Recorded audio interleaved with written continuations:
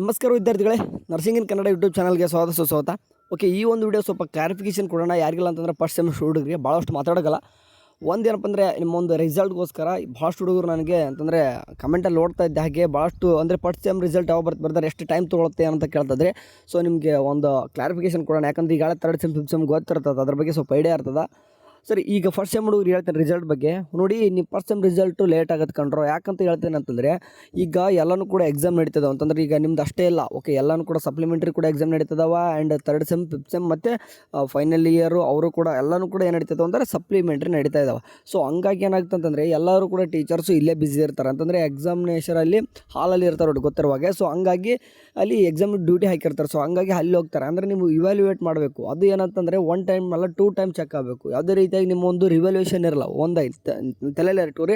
First time student ನಿಮಗೆ ಗೊತ್ತಿರಲ್ಲ, ಹಂಗಾಗಿ ಹೇಳ್ತೀನಿ. ಎಕ್ಸಾಮು ನಿಮಗೆ ರಿವ್ಯಾಲ್ಯೂಯೇಷನ್ ಇರಲ್ಲ. ಯಾಕಂದರೆ 2 ಟೈಮ್ ಚೆಕ್ಔಟ್ ಆಗಿಬಿಟ್ಟು ಒಂದು ಯಾವ್ರೇಜ್ ತೆಗೆದು ರಿಸಲ್ಟ್ ಬರುತ್ತೆ. ಯಾವ ರೀತಿ ಚೆಕ್ಔಟ್ ಮಾಡ್ತಾರೆ ಅಂತ ಮುಂದೆ ಹೇಳ್ತೀನಿ ಬೇಕಾದ್ರೆ ನಿಮಗೆ. ಇವಾಗ ರಿಸಲ್ಟ್ ಯಾಕೆ ತಡ ಆಗ್ತದೆ ಅಂತ ಹೇಳ್ತಾ ಇದ್ದೀನಿ. ಸಿಂಪಲ್ಲು, ಈಗ ಎಲ್ಲನೂ ಕೂಡ ಎಕ್ಸಾಮ್ ನಡೀತದವ, ಬ್ಯುಸಿ ಇರ್ತಾರೆ. ಆ್ಯಂಡ್ ಅದೇ ತಕ್ಕನಂಗೆ ಈಗ ನಿಮಗಂತೂ ಪ್ರಾಕ್ಟಿಕಲ್ ಎಕ್ಸಾಮ್ ಇಲ್ಲ. ಬಟ್ ನಿಮ್ಮ ಥರ್ಡ್ ಸೆಮ್ ಸ್ಟೂಡೆಂಟ್ಗೆ ಮತ್ತು ಫಿಫ್ತ್ ಸೆಮ್ ಸ್ಟೂಡೆಂಟ್ಗೆ ಮತ್ತು ಕೆಲವೊಂದಿಷ್ಟು ಸಪ್ಲೈ ಎಕ್ಸಾಮ್ ಬರೋರು ಕೂಡ ಏನಂತ ಅಂದ್ರೆ ಪ್ರಾಕ್ಟಿಕಲ್ ಎಕ್ಸಾಮ್ ಇರ್ತಾವೆ. ಸೊ ಟೀಚರ್ಸು ಅಲ್ಲಿ ಸ್ವಲ್ಪ ಬ್ಯುಸಿ ಇರ್ತಾರೆ. ಸೊ ಹಂಗಾಗಿ ಈಗ ಎಲ್ಲನೂ ಕೂಡ ಒಮ್ಮೆಲೆ ಬರ್ತದೆ ರಿಸಲ್ಟ್. ಅಂದರೆ first sem, third sem, fifth sem ಮತ್ತು ಎಲ್ಲನೂ ಕೂಡ ಸಪ್ಲಿಮೆಂಟ್ರಿ ರಿಸಲ್ಟ್ ಎಟ್ ಎ ಟೈಮೇ ಬರುತ್ತೆ. ಹೌದು, ಎಸ್, ಓಕೆ. ನಿಮ್ಮ ಫಸ್ಟ್ ಸೆಮ್ಮು ನಿಮ್ದು ಯಾವುದೇ ರೀತಿ ಪ್ರಾಕ್ಟಿಕಲ್ ಇಲ್ಲ. ಸೊ ಬೇಗ ಚೆಕ್ಔಟ್ ಮಾಡಿ ನಿಮ್ಮದೇ ಫಸ್ಟ್ ರಿಸಲ್ಟ್ ಬರುತ್ತೆ. ಓಕೆ, ಬಟ್ ಒಂದು ದಿನ ಆಜುಬಾಜು ಆಗುತ್ತೆ. ಅಂದರೆ ನಿಮ್ಮದು ಬಂತಂದರೆ ನೆಕ್ಸ್ಟ್ ಡೇ ಮೇ ಬಿ ಅಂದರೆ ಎಲ್ಲ ಟೈಮು ಒಮ್ಮೆಲೆ ಎಲ್ಲರೂ ಕೂಡ ಬಿಡಲ್ಲ ಅವರು. ಯಾಕಂದರೆ ಸ್ವಲ್ಪ ಸರ್ವರ್ ಡೌನ್ ಆಗುತ್ತೆ, ಅಂದರೆ ಡಾಟಾ ಹ್ಯಾಂಡ್ಲಿಂಗ್ ಸರಿ ಆಗಲ್ಲ ಅನ್ನೋಕ್ಕೋಸ್ಕರ ಫಸ್ಟ್ ಸೆಮ್ ಸ್ಟೂಡೆಂಟ್ ನಿಮ್ಮದೇ ರಿಸಲ್ಟ್ ಫಸ್ಟ್ ಬರುತ್ತೆ. ಬಟ್ ಯಾವಾಗ ಬರ್ತಂದರೆ ಈಗ ಥರ್ಡ್ ಸೆಮ್, ಫಿಫ್ತ್ ಸೆಮ್ ಮತ್ತು ಸಪ್ಲಿಮೆಂಟ್ರಿ ಎಕ್ಸಾಮ್ ಇದೆ ನೋಡಿ, ಅವು ಒಂದು ದಿನ ಹಿಂದೆ ಬರ್ಬೋದು ಅಥವಾ 2 ದಿನ ಹಿಂದೆ ಬರ್ಬೋದು. ಬಿಟ್ಟರೆ ಅಷ್ಟೊಂದು ಜಾಸ್ತಿ ಲಾಂಗ್ ಮಾಡಲ್ಲ. ಯಾಕಂದರೆ ಎಲ್ಲನೂ ಕೂಡ ರಿಸಲ್ಟ್ ಎಟ್ ಎ ಟೈಮೇ ಬಿಡ್ತಾರೆ. ಸೊ ಅವಸರ ಮಾಡಬೇಡಿ, ಇನ್ನೂ ಕೂಡ ಲೇಟ್ ಆಗುತ್ತೆ, ಭಾಳ ಲೇಟ್ ಆಗುತ್ತೆ. ಯಾಕಂದ್ರೆ ಕೂಡ ಪ್ರಾಕ್ಟಿಕಲ್ ಎಕ್ಸಾಮ್ ಎಲ್ಲನೂ ಕೂಡ ನಡಿಬೇಕು. ಇನ್ನೂ ಕೂಡ ಥಿಯರಿ ಎಕ್ಸಾಮೇ ಮುಗ್ದಿಲ್ಲ. ಓಕೆ, ಸೊ ಹಂಗಾಗಿ ನಿಮಗೊಂದು ಕ್ಲಾರಿಫಿಕೇಷನ್ ಕೊಡೋಣ ಅಂತ ಮಾಡಿದ್ದು ಅಷ್ಟೇ, ಮತ್ತೇನಿಲ್ಲ. ಸೊ ರಿಸಲ್ಟ್ ಅಪ್ಡೇಟ್ ಬಂದಾಗ ನಮ್ಮ ಒಂದು ಚಾನಲ್ ನಿಮಗೆ ಯಾವಾಗಲೂ ಕೂಡ ಇರ್ತದೆ. ಯಾಕಂದರೆ ರಿಸಲ್ಟ್ ಆ್ಯಕ್ಯುರೇಟಾಗಿ ರಿಸಲ್ಟ್ ಅಪ್ಡೇಟ್ ಕೊಡ್ತಾ ಇರ್ತೀವಿ. ಸೊ ಹಂಗಾಗಿ ನಮ್ಮ ಚಾನಲ್ಗೆ ಒಂದು ಸಬ್ಸ್ಕ್ರೈಬ್ ಮಾಡಿ ಇಟ್ಕೊಂಡಿರಿ, ನಿಮಗೆ ರಿಸಲ್ಟ್ ಅಪ್ಡೇಟ್ ಖಂಡಿತ ಸಿಗ್ತದೆ. ಓಕೆ, ಆ್ಯಂಡ್ ನೆಕ್ಸ್ಟ್ ಸೆಕೆಂಡ್ ಸೆಮಿಸ್ಟ್ರಿಗೆ ಸ್ವಲ್ಪ ರೆಡಿ ಆಗಬೇಕಾಗ್ತದೆ. ನೆಕ್ಸ್ಟ್ ನರ್ಸಿಂಗ್ ಫೌಂಡೇಶನ್ ಸ್ವಲ್ಪ ಪ್ರಾಕ್ಟಿಕಲ್ ಎಕ್ಸಾಮ್ ಇರ್ತದೆ.